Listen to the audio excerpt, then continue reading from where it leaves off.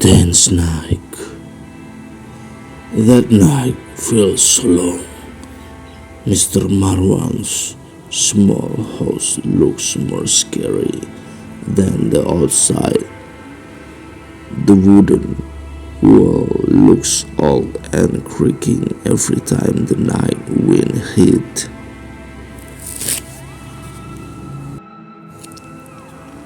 The only dim light in the living room swinging slowly, creating strange shadows around the room. Sir, what exactly is outside? Raka asked, trying to calm down. Mr. Rahman, who was sitting in the corner of the room while holding his stick, sighed deeply.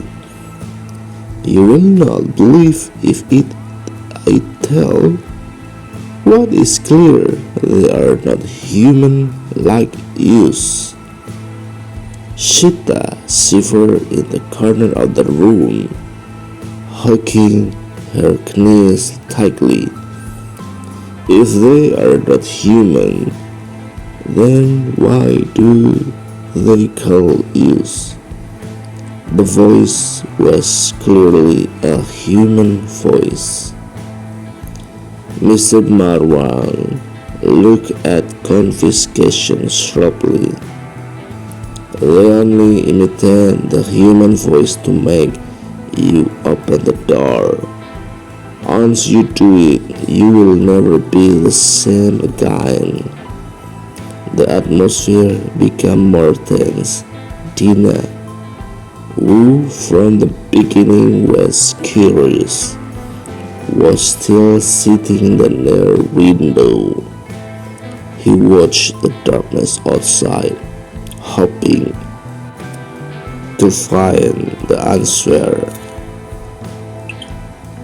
to the voice. Andy, do you see something or not? Tina asked quickly. Andy, who also sat near the window, just shook his head. Very dark outside, but I think there is something there, like shadow. When Andy finished talking, the sound of footsteps began to be heard outside. Unlike ordinary human steps, the sound sounded heavy, dragging like something big walking toward the house. Don't look out, said Mr. Marwan, while hitting the floor with his stick. However, Tina's curiosity was too big. He opened a slight curtain in the window to peek.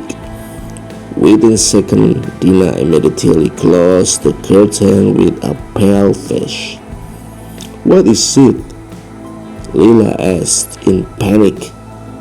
I don't know what is, but his eyes are red, very big, and I think he looked at me. Tina answered in a trembling voice. Before the could dig Tina's word, the sound of a lock knob was heard again the front door. This time it was harder, like someone hitting the door with heaving object. Open the door, please, I need help. They will kill me. The woman's voice was heard again, this time more hysterical. Tina stood up and approached the door. He might really need help, he said while trying to unlock. Lila and Andy immediately pulled her back. Tina, are you crazy? It's not human. Remember the words, Mr. Warman? Mr. Warman stood up and looked at them with a cold expression. If you open the door, you not only endanger yourself, but also everyone here. The beat stopped, followed by a tense silence. However, the silence did not last long. From the roof of the house, they began to hear a sound of footsteps dropping as if something very heavy was walking on them. Mr. Marwan, the roof! Raka pointed out with a panicked face. They all held their breathing, hoping the sound would soon disappear, but the footsteps stopped right above them in the middle of the room. After a few moments, the sound of friction was heard, like a long nail that stretched the wooden roof. Heck no, are we here? Sita whispered with eyes full of fear. Suddenly, the window behind Dina opened it itself.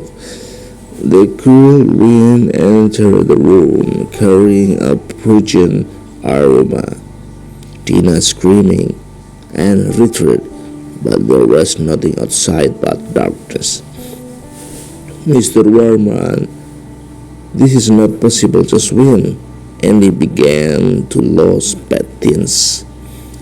Mr. Marwan took a handful of salt from his small pocket and sprinkled it in front of the doors and window. This will hold them temporarily, but we have to survive until the sun rises. If they enter before sunrise, what will happen? Lila asked in a trembling voice. Mr. Marwan did not answer. His face full of wrinkles was getting tense, giving enough answer to make everyone shudder. By midnight, when the clock pointed at 2 o'clock in the morning, the atmosphere inside the house was getting tense. Dina, who previously looked calm, began to feel uncomfortable. Why do I feel like someone is calling me? He said suddenly. Everyone turned to him. What do you mean, Dina? And he asked. There is a voice in my head, calling my name. Repeatedly, Dina held her head, looking confused and scared. Mr. Marwan immediately took something from his little bag, a bracelet from the woman rattan, and gave it to Dina. Use this, don't let it go. However, when Dina wore it, the voice was getting louder. He began to cry, groan in pain, and his own head. Stop, don't call me again. Ricky, Raka, and Andy tried to calm him down, but something unexpected happened. Dina suddenly stopped moving and chuckling. All of you will not survive, he said in a voice that did not belong to him. The room became quiet. All eyes were fixed on Dina. Uno smiled strangely with a blank look. Dina, Lila approached slowly. However, Dina suddenly turned to Lila with a quick movement and sighed in a curled voice. They are already here.